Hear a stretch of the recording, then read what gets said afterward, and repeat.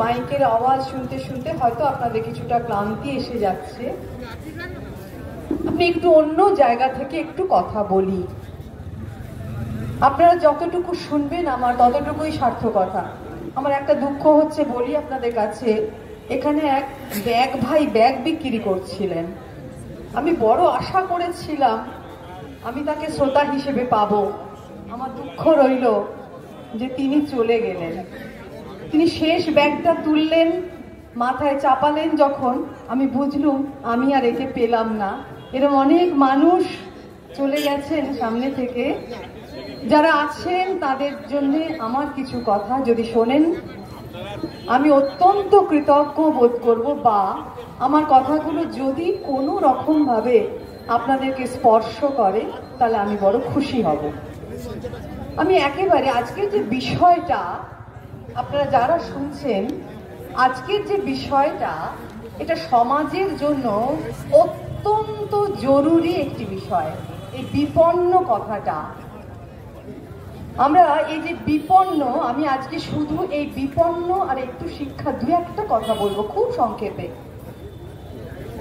আমরা বিপন্ন বলি, আমরা কখন বিপন্ন বলি? বিপন্ন কথাটার অর্থ হলো বিপদগ্রস্ত হওয়া, খুব বিপদে থাকা, ভালো না থাকা। এবং আমরা কখন বিপন্ন হই, অর্থাৎ আমরা যখন যেখানে যে উদ্দেশ্যে থাকি, যে উদ্দেশ্যে যাই, যদি তা ব্যর্থ হয়, যদি তা বিফল হয়, আমি তখন বিপন্ন বোধ করি। আপনি যে ঘরে বাস করেন, সেই ঘরে যখন আপনি ফিরে যান, আপনি বড় আশা নিয়ে ঘরে যান, ঘর বড় শান্তির জায়গা, আপনি ঘরে ফেরেন। সেই ঘরে গিয়ে যখন আপনি দেখেন যে সেই ঘরটা আর সেই শান্তির জায়গা নেই, বাবার ব্যবহার ভালো নয়, মা অসুস্থ, একটা বোন রয়েছে তার জন্য কিছু করা যাচ্ছে না, যা অর্থ আছে তাতে কুলিয়ে ওঠা যায় না, এইরকম সময়ে আপনার ভালো লাগে না, বাইরে থেকে এসে ঘরে ভালো লাগে না, আপনার মনে হয় ঘরটা শান্তির জায়গা নয়, যেটা আপনি পেতে চেয়েছিলেন, তখন আপনি বিপন্ন বোধ করেন। শিক্ষার জায়গাটায়, স্বাস্থ্যের জায়গাটায় মানুষ তখন বিপন্ন বোধ করে যখন মানুষ শিক্ষার কাছে যেটা চেয়েছিল সেটা পায় না। শিক্ষার কাছে কিছু চাওয়া ছিল। আমরা শিক্ষা প্রতিষ্ঠানগুলো তৈরি করেছিলাম আমাদের কতগুলো আশা নিয়ে। সেটা কেমন? আমরা তো এখন আর অরণ্যে বাস করি না, সমাজে বাস করি। তো সামাজিক হওয়ার জন্য আমাদের কতগুলো বিষয় চর্চা করতে হয়েছে, যে চর্চাগুলোর জন্য আমাদের কতগুলো নিয়মবদ্ধ অভ্যাস রচনা করতে হয়েছে। সেই জন্য আমার বিদ্যালয় লাগে। আমি কথা বলি তাই আমার অ আ ক খ লাগে, আমাকে লিখতে হয়, বলতে হয়, যেটা প্রকৃতির অন্যান্য জীবের দরকার হয় না। কাজে আমি অনেকগুলো কাজ করি যেগুলোর জন্য আমার কতগুলো কাজ আয়ত্ত করতে হয়। আমার সামনে যারা আছেন, কেউ চাউমিন বিক্রি করছেন, কেউ ফল বিক্রি করছেন, এই প্রত্যেকটা মানুষ, আপনারা হয়তো নিজেদের শিক্ষিত বলেন না, আমি আজকে শিক্ষালয়ের বাইরে গিয়ে শিক্ষার কথাটা বলবো। সমাজের প্রত্যেকটা মানুষ শিক্ষিত, এইটা আগে ভাবতে হবে। বিদ্যালয়ে শিক্ষা গ্রহণ করলেই সে শিক্ষিত হয় না, এই ধারণাটিকে প্রথম আমাদের পরিত্যাগ করা দরকার। আমরা যারা সমাজে বাস করছি, সামাজিক আচরণ করি, তারা প্রত্যেকে শিক্ষিত। এখানে যিনি টোটো চালাচ্ছেন, অটো চালাচ্ছেন, তিনি শিক্ষিত না হয়ে কি করে চালাচ্ছেন? আমি তো পারবো না, আমাকে তো দিলে আমি পারবো না। ওই যে বাদাম ভাজছেন, আমি তো পুড়িয়ে ফেলবো, আমি জানি না। আমি ওই যে ফল বিক্রি হচ্ছে, আম বিক্রি হচ্ছে, বিভিন্ন ফলের নাম আছে, আমাকে বললে আমি জানি না কোন আমটা কোথায় পাওয়া যায়, কি তার নাম জানি না। তো এই যে জানা, খুব সংক্ষেপে জানতে হয়। যা কিছুই করুন না কেন, আপনি নিজেকে শিক্ষিত বললেন না, কিন্তু শিক্ষার প্রথম কথাটা জানতে হয়। জানাটা খুব জরুরি। এই যে জানার কথাটা কেন বিপন্নতা, আমি সেখানের জন্য বলবো। এই যে জানছেন, যারা চারপাশে কাজ করছেন, তারা প্রত্যেকে কিছু না কিছু জানেন যেটা আমরা সকলে জানি না। তারা জানেন যে মানুষটা রুমাল বিক্রি করছেন, যে মানুষটা কোনো পোশাক বিক্রি করছেন, তিনি জানেন কোথায় গেলে পাওয়া যাবে, এটা কোন সুতোয় তৈরি, তিনি জানেন। এটা শিক্ষা। আমাদের মুশকিল হয়েছে, আমরা শুধু বিদ্যালয়ে গেলেই, বিদ্যালয়ের একটা ডিগ্রি থাকলে আমরা তাকে শিক্ষিত বলি। এই চর্চাটাকে বন্ধ করতে হবে। সুতরাং এই শিক্ষার কথা বললেই হয় কি, একটা বিশেষ সম্প্রদায়ের কুক্ষিগত আলোচনা হয়ে যায়। এটা বন্ধ করতে হবে। শিক্ষার আলোচনা প্রত্যেকের আলোচনা। যে ভাইটা ওখানে ফুচকা বিক্রি করছেন তার আলোচনা, প্রত্যেকের আলোচনা। জনসভা করার কোনো মানে হয় না যদি আমার আলোচনা এদের জন্য না হয়। প্রত্যেকটা মানুষের প্রয়োজনীয় এই বিষয় শিক্ষা। শিক্ষা মানুষের জন্মস্থান। মানুষ বাস করে শিক্ষায়। মানুষ শিক্ষিত বলে বাস করে। আমি প্রত্যেকটা আচরণের মধ্যে আমার শিক্ষার পরিচয়। আমি আচরণ করতে শিখি, বলি তোমার ব্যবহার তোমার পরিচয়। আমার ব্যবহার খুব অশিক্ষিতের মতো হবে না। আমি আমার পরিচিতের সঙ্গে ব্যবহার করতে জানি, সেটা আমার শিক্ষা। তাকে বলে শিক্ষা। সুতরাং আচরণ এমনি আসে না, আচরণ করতে জানতে হয়। প্রত্যেকটা আচরণ শিখতে হয়, জানতে হয়। একদম ছোট থেকে আমরা একেবারে মায়ের কাছ থেকে আমরা শুরু করি জানতে, তারপর আমাদের বড় হয়ে যায়। বৃত্তটা আস্তে আস্তে আস্তে আস্তে বাড়তে থাকে, আমরা বড় হতে থাকি, আর আমাদের এই চারিদিকের সঙ্গে সম্পর্ক বাড়তে থাকে। আস্তে আস্তে বেরিয়ে গিয়ে আমরা গাছপালা, নদী নালা, ট্রেন, বাস, আমরা বিভিন্ন বিষয়ের সঙ্গে যুক্ত হতে থাকি আর জানতে থাকি। জানা, এই জানা হচ্ছে শিক্ষার প্রথম ধাপ।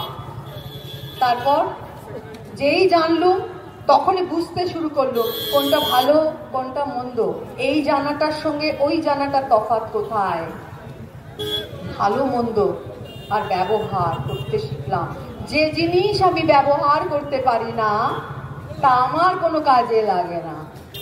সুতরাং শিক্ষা পেয়েছি, ব্যবহার করিনি, তাকে বলে না যে আমি শিক্ষিত। কিন্তু আমার প্রত্যেকটি আচরণ বলে দেয় আমি শিক্ষিত। আমি অযথা রেগে যাই, কাউকে মারি, কাউকে খুন করি, কাউকে গালিগালাজ করি, অন্য ধর্মকে অসম্মান করি, তার মানে পরিচয় হলো আমি অশিক্ষিত। আমি এইভাবে দেখি। এইবার বলি, এই বিপন্ন কথাটায় যাই। সুতরাং এই যে শিক্ষা, যা কিনা আমাকে সামাজিকভাবে আচরণ করতে শেখায়। এইবার আমি বিদ্যালয়ে গেলাম, পরপর পরপর অনেকগুলো বিষয় শিখলাম। তারপর কি হলো, আমার পরীক্ষা হলো। এইবার আসুন, এই বিপন্নতার জায়গাটা শুরু হলো। এই যে পরীক্ষা শুরু হলো, আমাকে নম্বর দেওয়া শুরু হলো। নম্বর যে দেওয়া শুরু হলো, তাহলে একজন 100-এ একজন 50 পেল, একজন 60 পেল, একজন 70 পেল। এই যে পেল, তাতে কি দাঁড়ালো যে 50 পেল, তার মানে সে 50 ভাগ জানে। যে 80 পেল, সে 80 ভাগ জানে। মুশকিলটা কি হলো, এতে দুঃখের কিছু ছিল না, কিন্তু মুশকিলটা হলো সেখানেই যে আস্তে আস্তে দাঁড়িয়ে গেল নম্বরটা জানা, জানাটাই নম্বর নয়। এবার উল্টে গেল।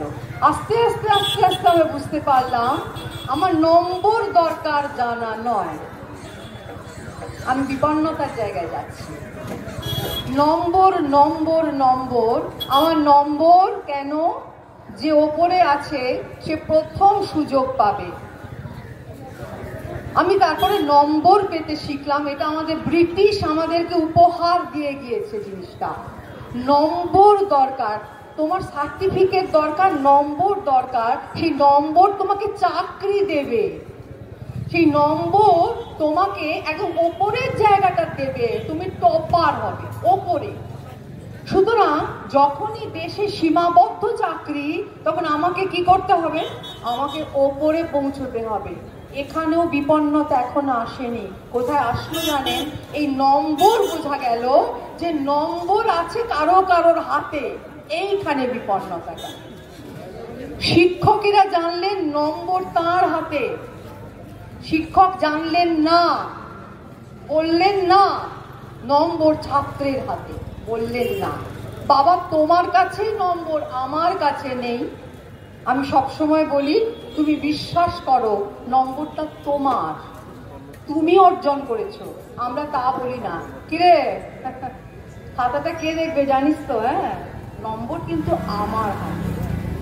এইবার শিক্ষক আস্তে আস্তে আস্তে আস্তে ওই জায়গাটা পৌঁছলেন যিনি নাকি নম্বরের মালিক। এই নম্বর আমায় কি দেবে? আমাকে ওখানে গিয়ে একটা চাকরি দেবে। তাই আমি কি করে নম্বর পাবো আমি চেষ্টা করতে লাগলাম। আজকে সেটা হয়েছে। আপনারা অনেকেই জানেন শিক্ষকেরা একেবারে সামনাসামনি নির্মম ভাবে তিনি হুমকি দেন। শিক্ষকদের ভয় পেতে হয়, তার হাতে নম্বর আছে বলে। শিক্ষক তার ছাত্রদের তার টিউশনে আসতে বাধ্য করেন হাতে নম্বর আছে বলে। এটা একটা ভয়ানক বিপন্নতা। শিক্ষকের হাতে নম্বর, কথাটা বুঝে গিয়েছেন বিভিন্ন অভিভাবক, গার্জেন। তাহলে কি দাঁড়ালো? যে আমাকে শিক্ষককে তুষ্ট করতে হবে। কোন শিক্ষক? এবারে দেখুন বিপন্নতা বাড়ছে। এবার আস্তে আস্তে আস্তে আস্তে নম্বর যেতে হাঁটতে হাঁটতে হাঁটতে হাঁটতে চলে গেল নিয়োগের ক্ষেত্রে। আমি পরীক্ষা দেব, আমার নিয়োগ হবে, আমি কোথাও কোথাও চাকরি পাবো, সেখানে আমার নম্বরটা কাজে লাগবে। তাহলে শিক্ষককে যদি তুষ্ট করেছিলাম, ওখানে নিয়োগকারীকে কেন তুষ্ট করব না? সেই নিয়োগকারীকে গিয়েও আমি তুষ্ট করতে লাগলাম। তার মানে তখন আমি সেখানে খালি হাতে আর হবে না। রেট বাড়ছে, 1 লাখ, 2 লাখ, 3 লাখ, 4 লাখ, 40 লাখ, 50 লাখ। কলেজে প্রিন্সিপাল আসছেন, যোগ্যতা নেই, 40 লাখ, 50 লাখ। কেন? তুমি প্রিন্সিপাল হবে। কে এলো আপনার কাছে? কে এলো যে কিনা অযোগ্য? আপনি বলুন, আমি যখন যার কাছে পড়তে গেলাম সে অযোগ্য, তাহলে পরে আমি অযোগ্য মানুষের কাছে যোগ্যতা অর্জন করব কি করে? অযোগ্য শিক্ষক কি করে যোগ্য ছাত্রছাত্রী তৈরি করবেন? কি করে তিনি যোগ্যভাবে শিক্ষাদান করবেন? তাহলে পরে আমার ছাত্র বা আমার যে আমার ছেলে মেয়ে, তাকে আমি একেবারে বিপদের হাতে ফেলে দিলাম, বিপন্ন করলাম। আমি শিক্ষালয়ে পাঠিয়ে দিলাম বটে, আমি জানি না যে সেই যে শিক্ষক নিযুক্ত হলেন সেই শিক্ষক আদৌ যোগ্য তো? জানেন তো? সেই জানেন তো? এই জায়গাটা খুব কঠিন। আমি আবার সাধারণের কাছে অনেক লম্বা বক্তৃতা করে লাভ নেই, আপনারা অনেক জানেন, সবাই জানে। কিন্তু আমার একটা কথা বলার, এই বিপন্নতার কাছে দাঁড়িয়ে এখানে যারা প্রত্যেকটা মানুষ আছেন তারা মনে করবেন না এটা শুধু এখানকার আলোচনা, তারা দয়া করে মনে করবেন এটা প্রত্যেকটা মানুষের এখানে আলোচনা। তারা অনুভব করুন যে এই শিক্ষার যে এই যে অসাফল্য, এই যে ব্যর্থতা, এটা তার ভূমিকা রয়েছে, প্রত্যেকটা মানুষের ভূমিকা রয়েছে, তাদের অর্থ রয়েছে। শিক্ষকদের বেতন যে টাকায় হয় সেই টাকাটা জনগণের টাকা, সাধারণ মানুষের টাকা।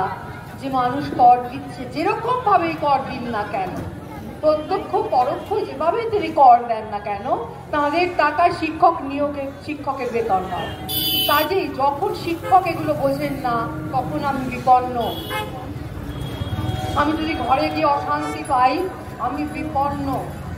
ছাত্রের সঙ্গে শিক্ষকের সম্পর্ক ঠিক থাকে না, সেখানে ছাত্র বিপন্ন, ছাত্রকে শিক্ষক বুঝতে চান না।